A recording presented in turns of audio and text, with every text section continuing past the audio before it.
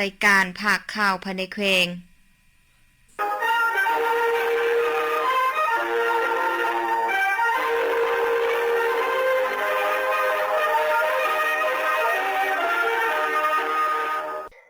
ที่นี้วิทยุแขวงพงศลีต่อไปเสินทานหับฟังข่าวเด่นประจำอาทิตย์ที่มีหัวข้อข่าวพร้อมเนื้อในดังต่อไปนี้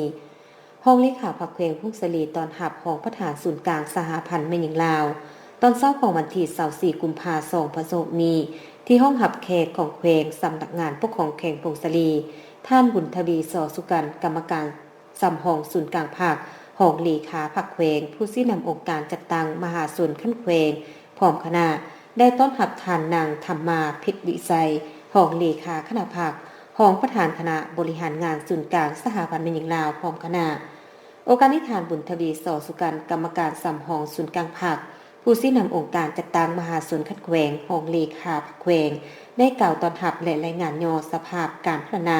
เศรษฐกิจสังคมของแขวงพงศลีโดยเฉพาะแม่นสภาพภูมิสันฐานท่าแห่งและสิ่งท้าทายให้ทานนางธรรมาเพชรวิไสห้องเลขาคณะภาคห้องประธานคณะบริหารงานศูนย์กลางภาคแม่หญิงลาวพร้อมคณะรับทราบจากนั้นทานนางธรรมาเพชรวิไสห้องเลขาคณะภาคห้องประธานคณะบริหารงานศูนย์กลางสหพันธ์แม่หญิงลาวได้แจ้งจุดประสงค์ในการมาเคลื่อนไหวเฮ็ดเวียกอยู่แขวงพงศลีในครั้งนี้ได้เผยแพร่ผลสำเร็จกองประชุมใหญ่ผู้แทน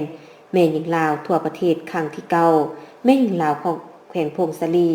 และเผยแพร่กฎระเบียบสหพันธ์แม่หญิงสมัยที่9ให้ทานห้องเลขาพรรคแขวงพงศลีพร้อมคณะรับทราบ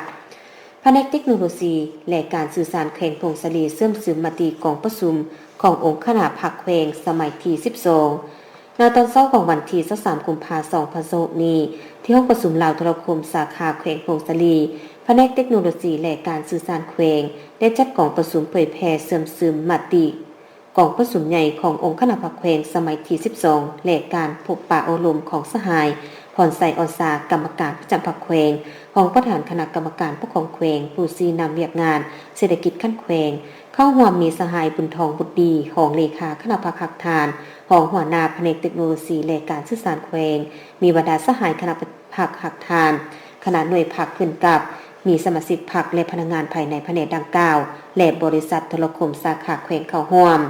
ในกองประชุมสหายบุญทองบุตรดีของเลขาคณะพรรคหักทานของหัวหน้าแผนกเทคโนโลยีและการสื่อสารแขวงได้ขึ้นรายงานสภาพการจัดตั้งปฏิบัติเวียกงานแผนกเทคโนโลยีและการสื่อสารแขวงปี2025และทิศทางแผนการปี2026ซึ่งคณะพรรคหักฐานแผนกเทคโนโลยีและการสื่อสารแขวงมี4หน่วยพรรคขึ้นกับโดยคณะพรรคคณะแผนกได้เอาใจใส่เคลื่อนไหวนำพาสีนำด้วยการแบ่งความรับผิดชอบภายในคณะพรรคคณะแผนกพนักงานราชการเคลื่อนไหวอย่างมีประสิทธิภาพได้เอาใจใส่เวียกงานการเมืองหน่วยขีดโดยส่งเสริมการบริหารเวียกงานรัฐด้วยระบบดิจิตอล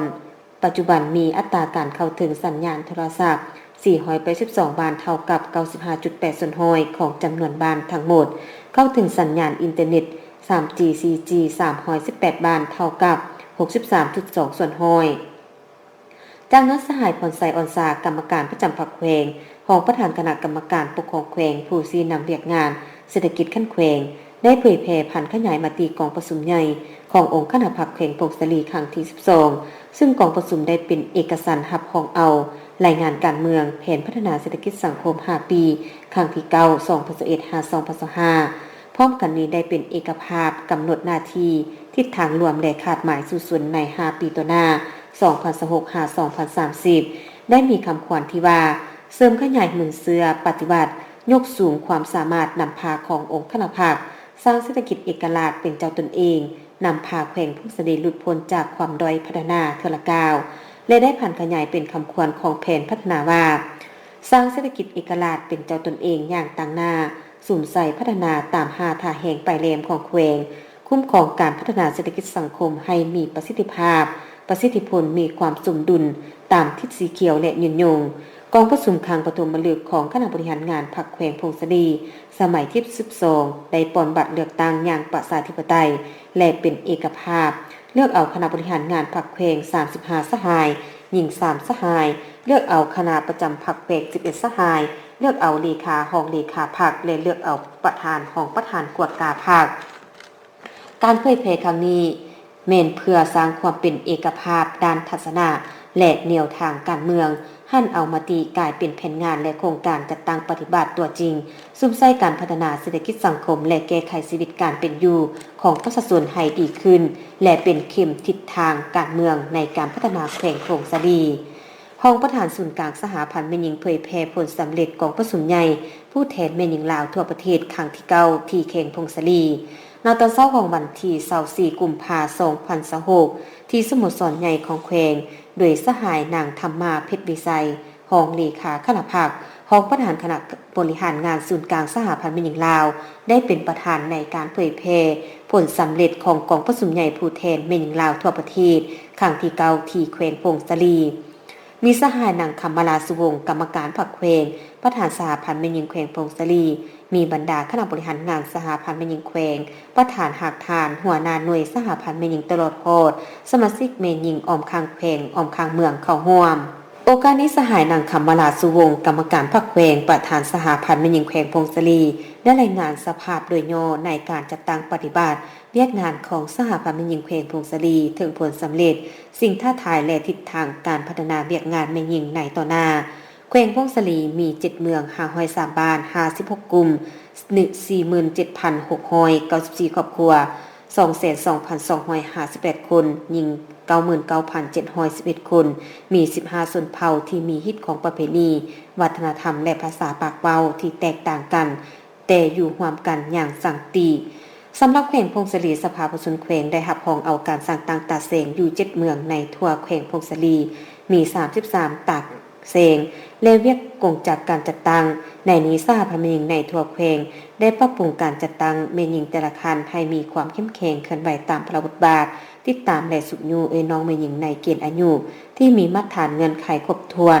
ขยายเข้าเป็นสมาชิกสหพันธ์แม่หญิงให้นับมือหลายขึ้น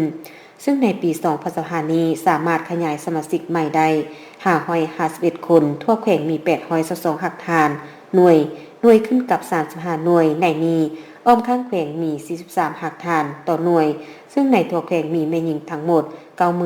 99,370 สหายมีสมาชิกสหพันธ์แม่หญิงทั้งหมด 23,876 สหายจากนั้นหองประธานศูนย์กลางสหพันธ์แม่หญิงได้เผยแพร่ผลสำเร็จของประชุมใหญ่ผู้แทนแม่หญิงลาวทั่วประเทศครั้งที่9ซึ่งได้รับรองเอาเนื้อในสำคัญและบรรดาเอกสารต่างๆที่สำคัญเป็นต้นรับรองเอารายงานการเมืองทั้ง2ภาคพร้อมทั้งกำหนดทิศทางขาดหมายสู่05ปี2026-2030รับรองเอาวิสัยทัศน์ฮอดปี2035แผนพัฒนาแม่หญิงลาว5ปี2026-2030ซึ่งมีเป้าหมาย31แผนเวียกจุดซูมและ144เวียกจุดซูมรับรองเอากฎระเบียบของสหพันธ์แม่หญิงลาวสมัยที่9รับรองเอาคำควรและข้อแข่งขันของสหพันธ์แม่หญิงลาวสมัยที่9สืบต่อรักษาและปฏิบัติคำควรพัฒนาความเสมอภาคหญิงชายติดพันกับการพัฒนาประเทศชาติและข้อแข่งขัน3ดีคือพลเมืองดีพัฒนาดีและสร้างครอบครัวดีและเผยแพร่การนำใส่กฎระเบียบสหพันธ์แม่หญิงสมัยที่9ซึ่งรวมมี11หมวดและ54มาตราเพื่อเฮ็ดให้องค์การจัดตั้งสหพันธ์แม่หญิงขั้นต่างๆสามารถนำไปเป็นบอนอิงในการเคลื่อนไหวเวียกงานให้มีความถูกต้องสอดคล้องพร้อมทั้งประกอบความคิดความเห็นอย่างกงไปกงมาในโอกาสวันเดียวกันนั้นสหายนางธรรมาเพชรวิไสรองเลขาคณะภาครองประธานคณะบริหารงานศูนย์กลางสหพันธ์แม่หญิงลาวพร้อมคณะได้ลงสุญูติดตามกิจกรรมพัฒนาแม่หญิงการผลิตสินค้าโอดอปของน้องแม่หญิงการผลิตของกลุ่มหัตถกรรมเครื่องส่วนเผาอาคาบ้านผาปูนเก่าและการผลิตกสิกรรมบ้านใหม่เมืองบุญเหนือแขวงพงศลีจากนั้นรองเลขาคณะภาคของประธานคณะบริหารงานศูนย์กลางและประธานสหพันธ์แม่หญิงแขวงมอบเงินจำนวน2ล้านกีบให้แก่ของกลุ่มหัตถกรรมเครื่องส่วนเผาอาคาบ้านผาปูนเก่าตุ่มอีแผนกศึกษาธิการและกีฬาแขวงพงศลีพบปะแลกเปลี่ยนกับโรงเรียนเทคนิคซินหัวยุนนานแห่งสป.จีนณตอนเช้าของวันที่24กุมภาพันธ์2026ที่ห้องประชุมโรงเรียนเทคนิควิชาชีพแบบผสมแข่งสหายสมจิตทองจุมมาลีคณะพักฐานของหัวหน้าแผนกศึกษาธิการและกีฬาแขวงได้นำพาคณะอำนวยการโรงเรียนเทคนิควิชาชีพแบบผสมแขวงและพนักงานนักเลงขึ้นกับคณะภา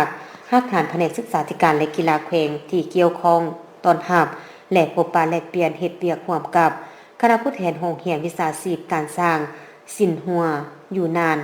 แห่งสปจีนซึ่งนำโดยสหายวางโพพร้อมด้วยคณะ8สหายในพิธีสหายสมจิตทองจุมมาลีคณะพักฮักฐานของหัวหน้าแผนกศึกษาธิการและกีฬาแขวงได้กล่าวตอนรับคณะผู้แทนโรงเรียนวิชาชีพการสร้างสินหัวยุนนานแห่งสปจีนอย่างอบอุ่นโดยไมตรีจิตมิตรภาพพร้อมตั้งหวนขึ้นมือเสื้อมิตรภาพและการผัวพันห่วมมืออันดีงามมาแต่ดนนานตามแต่ละระยะของสองภาคลาวจีนเว้ารวมเอาเฉพาะเมียนระหว่างแขวงพุกสลีแห่งสปปลาวและแขวงยุนนานแห่งสปจีนจากนั้นในพิธีได้รับฟังการรายงานสภาพรวมนำเสนอจุดประสงค์ของการพบปะแลกเปลี่ยนก็คือการร่วมมือเกี่ยวกับเวียกงานศึกษาของทั้งสองฝ่ายทราบและพร้อมกันลงนามเซ็นบทบันทึกการร่วมมือเวียกงานการศึกษาระหว่างแผนกศึกษาธิการและกีฬาแขวงพุกสลีแห่งสปปลาวและโรงเรียนเทคนิคสินหัวยุนยานแห่งสปจีนอย่างเป็นทางการในโอกาสนี้คณะภาคฮักฐานของหัวหน้าแผนกศึกษาธิการและกีฬาแขวงเรียกที่ราคาสูงและสมเสยต่อการเสียสละเวลาอันมีคุณค่ามาเยี่ยมยามเคลื่อนไหวเฮ็ดเวียกของคณะผู้แทนจากโรงเรียนเทคนิคสินหัวยุนนานแห่งสปจีนและสหายได้กล่าวอีกว่าแผนกศึกษาธิการและกีฬาแขวงพวกเขาพร้อมที่จะร่วมมือและจัดตั้งปฏิบัติบรรดาเนื้อในบทบันทึกที่ได้ร่วมกันลงนามรับรองในครั้งนี้ยังมีความรับผิดชอบสูงและมีความสอบธรรมต่างฝ่ายต่างมีผลประโยชน์เพื่อสืบต่อเสริมขยายสายพันธมิตรภาพอันเป็นหมุนเสื้อและคู่ร่วมมือยุทธศาสตร์รอบด้านมั่นคงยาวนานตามทฤษฎีคู่ร่วมชะตากรรมระหว่างสปปลาวและสปจีนเว้าหลวงเว้าเฉพาะแขวงทุ่งเสลี่แขวงยุนนานและส่งคะแนนการพวกเขาได้รับการสุดยือส่งเสริมการพัวพันร่วมมือความฮับแน่นและยกระดับขึ้นอย่างต่อเนื่องให้นับมือนับเข้าสู่หลวงเลิกและมีมากผลตัวจริงหลายขึ้นแขวงพวงสลีจัดพิธีรับชมการถ่ายทอดสดกองประชุมเผยแพร่และเสื่อมซึมเอกสารกองประชุมใหญ่ผู้แทนทั่วประเทศครั้งที่12ของภาคตอนเช้าของวันที่25กุมภาพันธ์2026นี้อยู่สโมสรใหญ่แขวงพวงสลีได้จัดพิธีรับชมการถ่ายทอดสดกองประชุมเผยแพร่และเสื่อมซึมเอกสารกองประชุมใหญ่ผู้แทนทั่วประเทศครั้งที่12ของพรรคประชาชนปฏิวัติลาวโดยภายใต้การเป็นประธานของสหายทองหลุ่นศรีสุฤทธิ์เลขาธิการใหญ่คณะบริหารงานศูนย์กลางพรรคประชาชนปฏิบัติลาวเข้าร่วมรับฟังการเผยแพร่เสื่อมซึมเอกสารดังกล่าวของแขวงพงศลีในครั้งนี้ให้เกียรติเข้าร่วมของสหายบุญทวีสอสุกันกรรมการสำของศูนย์กลางพรรครองเลขาพรรคแขวงผู้ชี้นำองค์การจัดตั้งมหาชนขั้นแขวงมีบรรดาสหายคณะประจำพรรคแขวงกรรมการพรรคแขวงหัวหน้าแผนกคณะแผนกบรรดารัฐวิสาหกิจตลอดหอดพนักงานหลักแรงจากอ้อมข้างแขวงเข้าร่วมรับฟังจำนวน240กว่าสหายเนื้อในจิตใจเอกสารที่รับชมและรับฟังการถ่ายทอดสดการเผยแพร่เสื่อมซึมในครั้งนี้ประกอบมีเอกสารสำคัญคือ3เอกสารคือโครงการการเมืองฉบับที่3ของพรรคบทรายงานการเมืองมาติกองประชุมใหญ่ผู้แทนทั่วประเทศครั้งที่12ของพรรคโดยขึ้นเผยแพร่ของสหายวิไลลากำฟองกรรมการกรมการเมืองศูนย์กลางพรรคผู้ประจำการคณะเลขาธิการศูนย์กลางพรรคพร้อมกันนั้นยังได้รับฟังการเผยแพร่เนื้อในจิตใจสำคัญของแผนพัฒนาเศรษฐกิจสังคมแห่งชาติ5ปีครั้งที่2025-2030โดยขึ้นผ่านของสหายสนไสศรีพันดรกรรมการกรมการเมืองศูนย์กลางพรรคนายกรัฐมนตรีแห่งสปปลาวสหายทองหลุ่นศรีสุฤทธิ์เลขาธิการใหญ่คณะบริหารงานศูนย์กลางพรรคประชาชนปฏิบัติลาวได้มีความเห็นชี้นำในการยกสูงความเป็นแบบอย่างนำหน้าในการนำพาชี้นำอย่างเข้มแข็งและทันการของคณะบริหารงานศูนย์กลางพรรคแม้นปัจจัยตัดสินการแก้ไขปัญหาที่เกิดขึ้นแต่ละระยะเพิ่มทวีเวียกงานป้องกันศาสตร์ป้องกันความสงบทั่วปวงส่วนรอบด้านการเคลื่อนไหวเวียกงานต่างประเทศอย่างแข็งแรงซึ่งต่อหาประกันเสถียรภาพทางด้านการเมืองอย่างนักแน่นสังคมมีความสงบมีความสามัคคีปึกแผ่นในทั่วปวงส่วนเอกราชอำนาจอธิปไตยได้รับการปกปักรักษาไว้ได้อย่างมั่นคงประเทศชาติหลุดพ้นออกจากสถานภาพประเทศด้อยพัฒนาสู่ส่วนให้อัตราความยุ่งยากลดลงอย่างเหลือ1ตัวเลขยกระดับการแก้ไขปัญหาความทุกข์ยากของประชาชนเป็นวาระแห่งชาติสู่ส่วนให้อัตราการเติบโตของรวมยอดผลิตภัณฑ์ ภายใน GDP เพิ่มขึ้นเฉลี่ย6%ต่อปีขึ้นไปสปป.ลาวเคลื่อนไหวการต่างประเทศอย่างเป็นเจ้าการได้รับตามการเชื่อมั่นจากเพื่อนมิตรมาดนและสืบต่อเฮ็ดให้สปป.ลาวมีบทบาทพ้นเด่นขึ้นในเวทีสากลกองประชาการทหารแขวงพงศลีมอบเงินอุดหนุนให้ครอบครัวผู้เสียชีวิตในตอนบ่ายของวันที่24กุมภาพันธ์2026นี้กองประชาการทหารแขวงพงศลีจัดพิธีมอบรับเงินอุดหนุนให้ครอบครัวผู้เสียชีวิตโดยการเป็นประธานของสหายพันโทคำเฮาสุขญาลาภของหัวหน้าห้องการเมืองกองประชาการทหารแขวงมีแผนกการที่เกี่ยวข้องพนักงานวิชาการและครอบครัวผู้เสียชีวิตเข้าร่วมสหายพันโทพันไซแก้วบุญทีหัวหน้าแผนกประกันสังคมห้องการเมืองกองประชาการทหารแขวงได้ผ่านบทบันทึกมอบรับเงินอุดหนุนเสียชีวิตจำนวน3สหายพร้อมทั้งมอบเงินดังกล่าวซึ่งกล่าวมอบโดยสหายพันโทคำเฮาสุญญาลาภของหัวหน้าห้องการเมืองกองประชาการทหารแขวงและกล่าวรับโดยครอบครัวของผู้เสียชีวิตตามลำดับ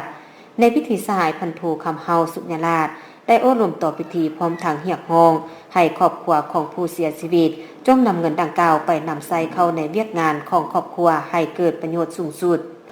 มอบหับระบบน้ำดินซุมซุนแบบติดกงเตืออยู่บ้านเพียเจนเก่าก้าวสำคัญแห่งการพัฒนาคุณภาพชีวิตแบบยืนยงเพื่อเป็นทิศหมายอันสำคัญในการยั่งยืนผลสำเร็จของการก่อสร้างระบบน้ำสะอาดที่ทันสมัยเพื่อยกระดับสุขอนามัยของชุมชนให้ดีขึ้นเรื่อยๆผลสำเร็จที่เป็นรูปธรรมน้ำสะอาดถึงทุกครัวเรือนนั้นวันที่25กุมภาพันธ์2026นี้อยู่สโมสรของบ้านเพียเจนเก่าเมืองบุญเหนือแขวงพงศลีได้จัดพิธีมอบรับระบบน้ำลินชุมชนอยู่บ้านเพียเจนเก่าขึ้นอย่างเป็นทางการให้เกียรติเข้าร่วมเป็นประธานมีทานสายหลังคำผาสุขกรรมการประจำพรรคเมืองของประธานคณะกรรมการปกครองเมืองมีคณะพรรคฮักฐานกลุ่มบรรดาทานคณะรับผิดชอบโครงการและภาคส่วนเกี่ยวข้องขั้นแขวงเมืองตลอดโหดประชาชนภายในบ้านเข้าร่วมในพิธีวิสาการผู้รับผิดชอบโครงการผ่านบทสรุปการก่อสร้างระบบน้ำลินโดยย่อซึ่งกล่าวว่าบ้านเพียเจนเก่าเป็นส่วนเผ่าอาคาเป็นบ้านที่ขึ้นกับกลุ่มน้ำลูเมืองบุญเหนือแขวงพงศลีจำนวนหลังคาเรือนมี83หลังคาเรือนจำนวนครอบครัว108ครอบครัวจำนวนประชากร474คนหญิง236คนในนั้นขั้นตอนการจัดตั้งปฏิบัติความสำเร็จของโครงสร้างและมาตรฐานเทคนิคที่ได้นำใส่มูลค่าการก่อสร้างทั้งหมด718ล้านกว่ากีบงบประมาณช่วยเหลือจากโครงการ409ล้านกว่ากีบงบประมาณการประกอบส่วนปัจจัยของบ้าน309ล้านกว่ากีบงบประมาณดังกล่าวแม่นบ่ได้รวมค่าสิ้นเปลืองอื่นๆจากนั้นเลขาพรรคบ้านมีความเห็นแสดงความรู้สึกขอบใจและยืนยันถึงความสำคัญของโครงการนี้ที่จะช่วยลดพ้นความยุ่งยากในการสวมใส่น้ำของชาวบ้านพร้อมกันลงนามเซ็นยังยืนมอบรับระบบน้ำลินอย่างเป็นทางการระหว่างวิชาการโครงการและภาคส่วนเกี่ยวข้องโดยทรงนาจากคณะประธานและภาคส่วนเกี่ยวข้องเข้าร่วมเป็นสักขีพยาน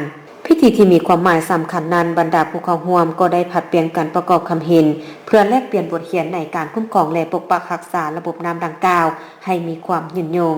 ในตอนท้ายของพิธีทานของประธานคณะกรรมการปกครองเมืองได้มีคำเห็นโอโลมและซีนำยังหนักแน่นว่า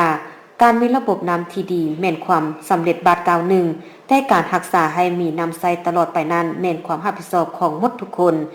ขอให้ประชาชนจงมีความเป็นเจ้าการในการปกปักรักษาแหล่งน้ำและสวมใส่น้ำอย่างประหยัดเพื่อความยืนยงของชุมชนเฮา